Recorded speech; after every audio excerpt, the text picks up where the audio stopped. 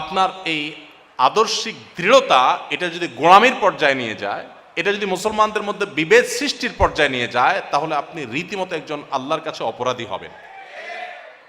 আমরা আমাদের পায়ের তলায় যে মাটি নাই, এটা আমরা অনেকে আঁচ করতে পারি না। সমাজ থেকে ইসলামকে বিতাড়ন করবার যে মহা আয়োজন চলছে, এটা নিয়ে আমাদের কোনো মাথা ব্যথা নেই। আমরা আছি আমাদের নিজেদের মধ্যকার যে মত পার্থক্যগুলো আছে সেগুলোকে অনেক বড় বড় করে দেখাবার, সেগুলোকে অনেক হাইলাইট করাবার। সাহাবীদের মধ্যে বিভিন্ন বিষয় নিয়ে মত পার্থক্য ছিল। আপনি বলবেন যে শুধুমাত্র ছোটখাটো মাসালা মত পার্থক্য, আমি বললাম না, আরো বড় বিষয় নিয়ে মত পার্থক্য ছিল। মেরাজে নবী সাল্লাল্লাহু আলাইহি সাল্লাম আল্লাহ তাআলাকে নবী সাল্লাল্লাহু আলাইহি সাল্লাম আল্লাহ তাআলাকে সরাসরি দেখেছেন নাকি কিভাবে দেখেছেন, এটা নিয়ে সাহাবীদের মধ্যে, সিনিয়র সাহাবীদের মধ্যে মত পার্থক্য ছিল। কিন্তু কাদা ছোড়াছুড়ি ছিল না।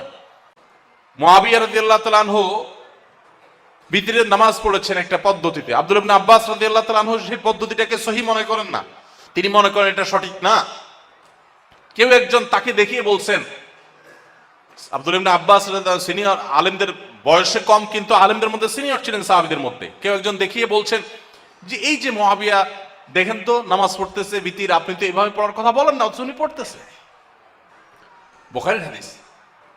তখন আব্দুল্লাহ ইবনে আব্বাস রাদিয়াল্লাহু আনহু বলেছেন, দাহু ইন্নাহু ফাকিহ, তাকে তারটা করতে দাও, তিনি একজন ফকিহ, একজন আলেম, তিনি করছেন, তার মতটাকে কিভাবে রেসপেক্ট করেছেন, অথচ তিনি এটাকে সঠিক মনে করেন না। এখন শয়তান আমাদেরকে এত সিরিয়াস বানায় ফেলে, আমরা মনে করি আমি দিনের ক্ষেত্রে খুব সিরিয়াস, আমি যে শয়তানের অস্ত্র আগায় দিচ্ছি এটা আমি নিজে টেরও পাচ্ছি না। মনে রাখবেন, মত পার্থক্য হওয়াটা দোষের না। আপনি নিজের মতকে সঠিক মনে করে সেটার উপর আমল যেমন করবেন বলিষ্ঠভাবে, আপনার আদর্শের ক্ষেত্রে আপনারা, আমি বলতেছি না ঢিল দেন, সেই সাথে আপনার আদর্শে আপনি প্রচারও করেন, কিন্তু অন্য মুসলিম ভাইকে আপনি পরম আপন মনে করেন, পরম দরদের সাথে কাজ করেন, রেশারেশি বিভেদের পর্যায়ে অন্তত যাবেন না। আব্দুল্লাহ জাহির রহমাতুল্লাহ বলতেন যে একজন চরম বেদাতে লিপ্ত মানুষটাও পর্যন্ত আমার কাছে আমার ভাই মনে হয়। আমার নিজের মায়ের পেটের ভাই যদি নেশাগ্রস্ত হয়ে রাস্তার কোনাকাঞ্চিতে পড়ে থাকতো, তার প্রতি যে মায়া হতো, বেদাতে লিপ্ত মানুষটার প্রতি আমার সে মায়া হয়, আমার জেদ হয় না, আমার ঘৃণা বা আমার সে তাকে প্রতিপক্ষ মনে করে যে একটা মারমার কাটকাট ভাব, সেটা হয় না, আমার মায়া হয়, করুণা হয়। ডেফিনেটলি তার অবস্থানটাকে আমি অপছন্দ করি, কিন্তু তার প্রতি আমার করুণা হয়। আজ আমাদের সেই দরদি মানসিকতা নেই। এর মধ্য দিয়ে আমরা নিজেদের প্রবৃত্তির পুজো করি, মোটেও ইসলামের খেদমত করি না। আমরা মনে করি আমি ইসলামের অনেক খেদমত করে ফেলছি। আপনি ইসলামের খেদমত করছেন না, আপনি শয়তানের খেদমত করছেন, খুব পরিষ্কার। মনে রাখবেন, আপনার এই আদর্শিক দৃঢ়তা এটা যদি গোঁড়ামির পর্যায়ে নিয়ে যায়, এটা যদি মুসলমানদের মধ্যে বিভেদ সৃষ্টির পর্যায়ে নিয়ে যায়, তাহলে আপনি রীতিমতো একজন আল্লাহর কাছে অপরাধী হবেন। আমরা সবাই পদ্ধতি নিয়ে অনেক মত পার্থক্য এবং গন্ডগোল ফাসাদ করছি। বিষয়টাকে একটা উপমা দিয়ে আমরা বুঝতে পারি। ধরুন একটা শত্রু এসছে, মনে করেন এই শত্রুকে কয়েকজন মানুষ ঘায়েল করতে চাচ্ছে।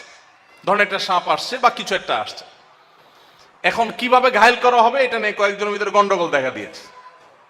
ধরেন একজন বলতেছে যে এটাকে ঘায়েল করার জন্য একটা পিস্তল নেওয়া উচিত, তাহলে দূর থেকে তাকে গুলি করা যাবে এবং নিজেদের কোনো ক্ষতি হবে না।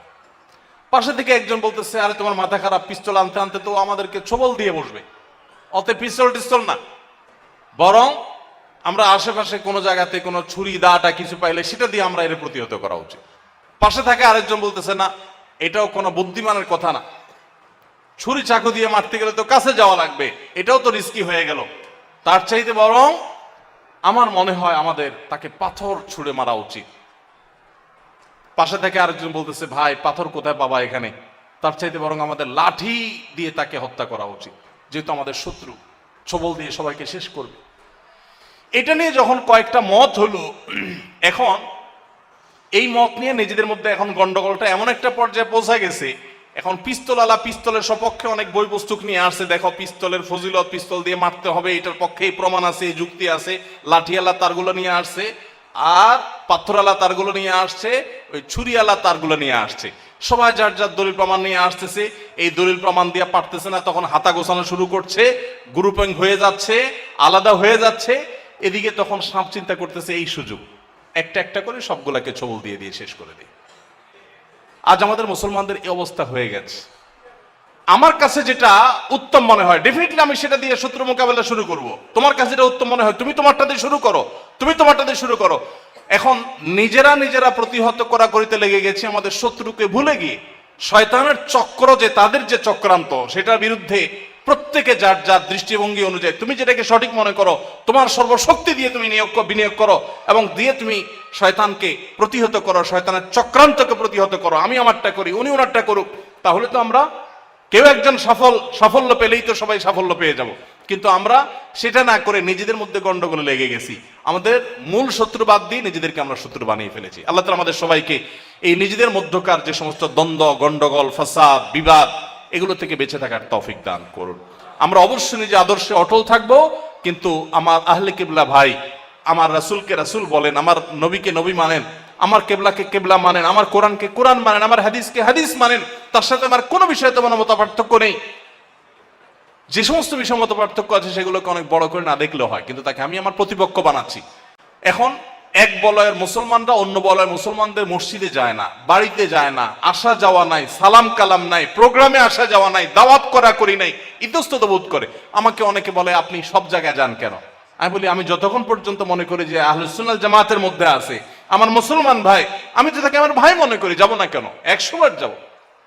কিন্তু আমরা আজকাল নিজেদেরকে এমন গণ্ডিতে সীমাবদ্ধ করে ফেলেছি যে এই গণ্ডির বাইরে আমি গেলে আমার ইসলামটা খারিজ হবে, এমন একটা ভাব।